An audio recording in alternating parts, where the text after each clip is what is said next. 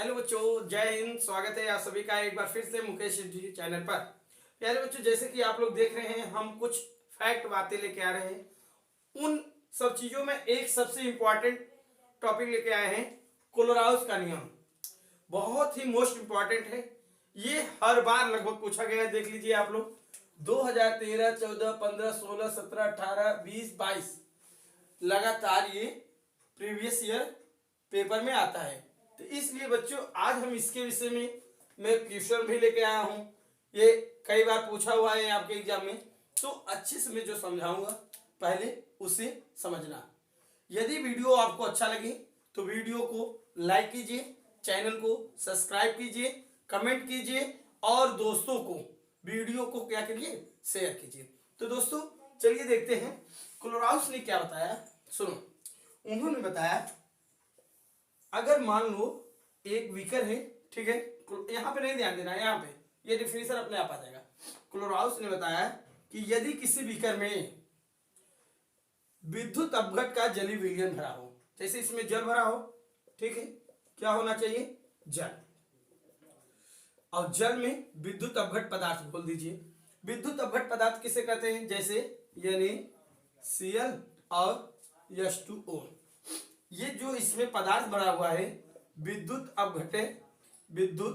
अपघट पदार्थ है, ठीक है। इसमें ध्यान दीजिए कि एक बीकर में कोलोराउस ने विद्युत अपघट पदार्थ भर दिया। विद्युत अपघट पदार्थ किसे कहते हैं, वे पदार्थ जो जल में घुलकर आयनों में टूट जाते हैं। जैसे यानी Cl को घोलोगे तो आपका यानी प्लस Cl माइनस, यानी प्लस Cl माइनस, इससे कई बहुत से आयन आपको उत्पन्न होंगे, ठीक है ना। Cl माइनस ऐसे टूटता जाएगा। और उन्होंने कहा कि यदि हम विद्युत अपघट के जलीय विलयन में और जल मिलाएंगे तो विद्युत अपघट जो पदार्थ होगा और तन होता जाएगा। क्या होता जाएगा, तन मतलब पतला होता जाएगा। और इसमें विद्युत अपघट की चालकता क्या होती जाएगी, बढ़ती जाएगी, या विद्युत अपघटन की दर वियोजन की बढ़ती जाएगी, ठीक है। फिर से सुनिए, जैसे NaCl किसी विद्युत अपघट जलीय विलयन के विद्युत अपघट पदार्थ में और जल मिलाओ, इतना जल मिलाओ कि एक समय ये 100% में क्या हो जाए, NaCl टूट जाए। तो ऐसे स्थिति में कह रहे हैं तुल्यांकी चालकता विद्युत अपघट की तुल्यांकी चालकता जब हम लास्ट में जाएंगे, जिसे सीमांत तुल्यांकी चालकता कहते हैं, तो आप लिखेंगे अनंत तंता पर तुल्यांकी चालकता। जो बीकर में धनायन है और ऋणायन उत्पन्न हो रहे हैं, उसके योग के क्या होता है, बराबर होता है। अनंत तंता पर किसी विद्युत अपघट की तुल्यांकी चालकता या सीमांत तुल्यांकी चालकता उसके विलयन के धनायनों, देखिए जैसे हम बोले इक्यू क्या, धनायन अनंत तंता पर धनायन की तुल्यांकी चालकता और अनंत तंता पर ऋणायन की तुल्यांकी चालकता की योग के क्या होता है, बराबर होता है। ये एक डिफिनेशन बना। दूसरा, इसी पे हम कहेंगे कि यदि किसी विद्युत अपघट के विलयन में जल मिलाते जाएंगे तो विलयन कैसा होता जाएगा, तंग होता जाएगा। आयनों के बीच की दूरी क्या हो जाएगी, गतिज ऊर्जा बढ़ती जाएगी। तो अगर मोलर चालकता ज्ञात करें, अनंत तंता पर मोलर चालकता, तो उसमें क्या होगा, विलयन में उपस्थित धनायन और ऋणायनों के योग के क्या होता है, बराबर होता है। ये धनायन, मोलर चालकता धनायन और मोलर चालकता अनंत तंता पे ऋणायन के योग के क्या होता है, बराबर होता है। तो यही बात हमने यहाँ पे लिखा है। कोलोराउस नामक वैज्ञानिक ने बताया कि अनंत तंता पर जिस ये जो आपका बीकर का पानी है उसे अनंत तंता कर दीजिए, इतना कर दीजिए तन कि कुल विद्युत अपघट पदार्थ टूट जाए, ठीक। वही बोले अनंत तंता पर किसी विद्युत अपघट पदार्थ बोले नमक यानी Cl की विलयन की तुल्यांकी चालकता या सीमांत तुल्यांकी चालकता बोलते हैं।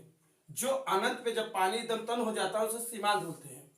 तुल्यांकी चालकता या सीमांत तुल्यांकी चालकता उसके धनायनों या ऋणायनों, जैसे यानी प्लस Cl माइनस की तुल्यांकी चालकता, या देखिए तुल्यांकी चालकता के योग के क्या होता है, बराबर होता है।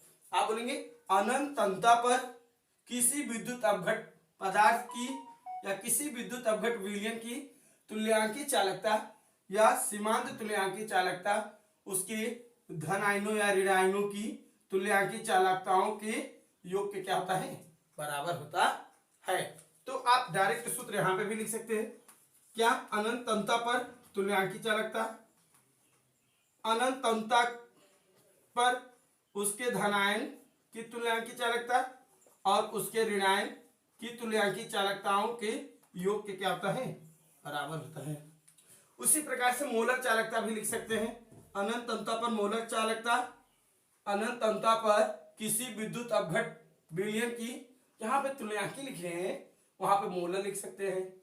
मोलक चालकता उसके धनायन, अनंत तंता पर धनायन की मोलर चालकता और अनंत तंता पर ऋणायन की मोलर चालकता के योग के क्या होता है, बराबर होता है। यही कोलोराउस का नियम है। ठीक, समझ में आया? अनंत तंता पर किसी विलयन की, अनंत तंता पर किसी विद्युत अपघट विलयन की तुल्यांकी चालकता या सीमांत तुल्यांकी चालकता उसके धनायनों और ऋणायनों के योग के क्या होता है, बराबर होता है। इसी पर एक सवाल है, बहुत बढ़िया सवाल है। जैसे जैसे मैं कह रहा हूं वैसे वैसे लिखना। क्या दिया है सुनिए। अमोनियम क्लोराइड, सोडियम हाइड्रोक्साइड तथा सोडियम क्लोराइड के अनंत तंता पर, अनंत तंता के मान क्रमशः 129.8, 248.1, 126.4 ohm inverse, mole inverse, semi square है। तो अमोनियम हाइड्रोक्साइड का मान हमें अनंत तंता पे क्या करना है, ज्ञात करना है। पहले जो जो मान दिया उसे लिख लीजिए। देखिए अनंत तंता पर अमोनियम क्लोराइड का मान कितना दिया हुआ है, देखिए अनंत क्रमशः मतलब 3 मान दिया है, तो 129.8 यही मात्रक होगा। और आपका ये देखिए अनंत तंता पर NaOH का मान कितना दिया हुआ है, आप देखिए यहां पे 248.1। अगला कह रहा है अनंत तंता पर NaCl का मान कितना दिया है, 126.4 126.4 दिया हुआ है,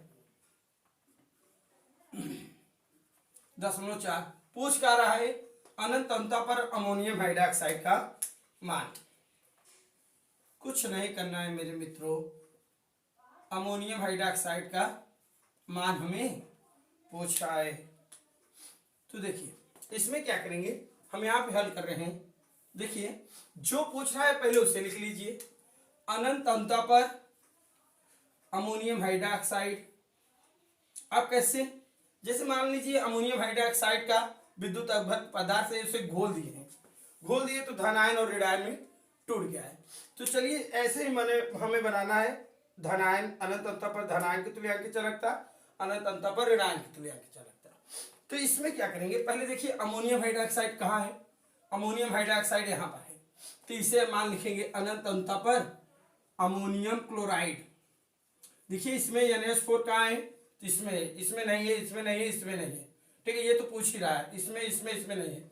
दूसरा मान क्या है, OH, OH किसमें है, इसमें है, तो इसे प्लस में कर लीजिए। अनंत तंता पर यानी OH। अच्छा बताइए मान क्या नहीं है इसमें, न तो Na न तो Cl, NaCl यहाँ पर है, जो नहीं है उसे निकाल दीजिए, उसे माइनस कर दीजिए। आप अनंत तंता पे NaCl कैसे जानेंगे, माइनस करेंगे, चूंकि ये इससे रिएक्शन करेगा तो यहाँ से यहाँ से Cl निकलेगा तो ये है, और NH4OH ये है। ठीक बच्चों, तो ध्यान दीजिए, अब ध्यान दीजिए NH4 इसमें था, OH इसमें था, तो इसे लिए, और ये इसमें नहीं था, दोनों में इसे निकाल दिए। अब मान रखिए, देखिए अमोनियम क्लोराइड का मान 129.8 प्लस सोडियम हाइड्रोक्साइड का 248.1 माइनस एक यानी सीएल का मान कितना है 126.4। ठीक, अब ऐसा काम करिए, इसे जोड़ लीजिए दोनों को, यहां पे जोड़िए। देखिए देखिए आप क्या काम करेंगे, यहां पे पहले जोड़ लेते हैं सिंपल से। ये देखिए आपका होगा 8 1 9.98 17 7 हासिल 1 4 2 6 1 हासिल 7। उसके बाद देखिए 2 और 1 3, ठीक है 3 होगा। फिर से देख लीजिए, दशमलव के बाद 8 है, दशमलव के बाद 1 9 हो गया। 9 और 8 17 7 4 और 2 6 1 हासिल था 7 2 और 3 माइनस 126.4। अब यही घटा दीजिए, आंसर होगा आपका 9 में से 4 गया 5, दशमलव लगा दीजिए 7 में से 6 गया 1, 7 में से 2 गया 5, 3 में से 1 गया 2। इतना आपका क्या आएगा, ओम इनवर्स, मोल इनवर्स और सेमी स्क्वायर। ये आपका आंसर हो गया। किसका मान है, अनंत अंतता पर अमोनियम हाइड्रोक्साइड OH का मान है। प्यारे दोस्तों ये कई बार पूछा हुआ है।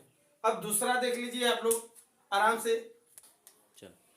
देखो बच्चों अगला सवाल क्या है, इसमें क्या कह रहा है, अनंत अंतता पर HCl हाइड्रोक्लोरिक अम्ल, सोडियम क्लोराइड, सोडियम एसीटेट, इनके मान क्रमशः दिया हुआ है।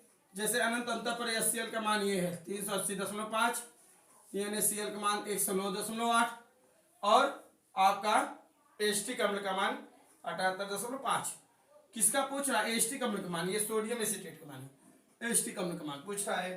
ठीक, तो मैंने मान लिख दिया है। अनंत अंतता पर HCl का मान ये है, अनंत अंतता पर HCl का मान 380.5, अनंत अंतता पर NaCl का मान 109.8 और अनंत अंतता पर आपका कहाँ गया सोडियम एसीटेट का मान 78.5।